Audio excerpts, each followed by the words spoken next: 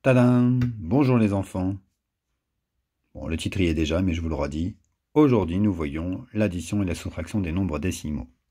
Et bien, vous savez quoi? C'est hyper facile. Je vous montre. Imaginons que nous avons une addition toute simple du genre 1345 plus 2634. Ça, vous êtes tous capables de le faire, il n'y a pas de problème. 5 et 4, ça fait 9, 4 et 3, ça fait 7, 6 et 3, ça fait 9, 2 et 1, ça fait 3, allez hop, c'est fini. Et bien, figurez-vous que si jamais on fait ça avec des nombres décimaux, et ben ça change rien. Voilà, on aurait très bien pu mettre une virgule ici, une virgule ici, le résultat aurait été le même. La seule chose, c'est qu'il faut que les virgules soient alignées. Ce qui est en somme, assez logique, puisque en fait, si vous avez les virgules ici, ça veut donc dire que vous avez donc l'unité qui est ici, l'unité qui est ici, et vous savez déjà que quand on fait une addition de nombres, et ben on aligne les unités, les dizaines, les centaines, et ben ce sera pareil avec les dixièmes. Donc si vous avez 13,57 plus 4, voilà, on va changer 14,3, eh bien, vous les écrivez comme vous en avez l'habitude, 13,57. Vous alignez bien le chiffre des unités avec l'autre chiffre des unités, ce qui va nous faire 14 ici, virgule 3.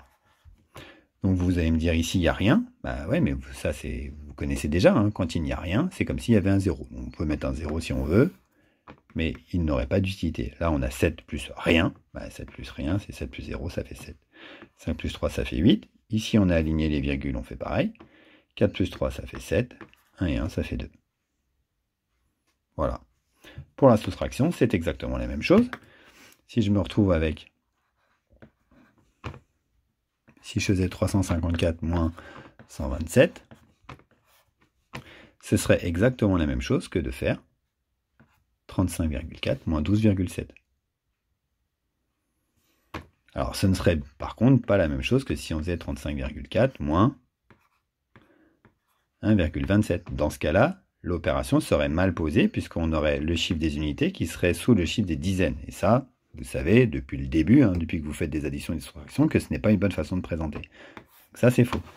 On devrait présenter 35,4 moins 1,27. On se trouverait ici avec quelque chose moins 7, enfin rien moins 7, mais vous savez que rien, c'est comme 0. Donc on se retrouverait avec 0, on ne peut pas, donc on met 10. On compense ici, alors soit avec le plus 1, hein, bon, moi je mets un petit 3. 10 moins 7, ça fait 3. Là je me retrouve avec 4 moins 3, ça fait 1. Ici je rencontre les virgules, je mets ma virgule. 5 moins 1, ça fait 4. 3 moins rien, ça fait 3. Et voilà. Voilà, c'est vraiment très très simple. La seule chose, c'est que lorsqu'on doit présenter son opération, on doit bien faire attention à aligner les unités sous les unités, enfin bref, comme vous l'avez fait. Ce qui nous renvoie bien avec ce que je vous dis toujours, la présentation est essentielle.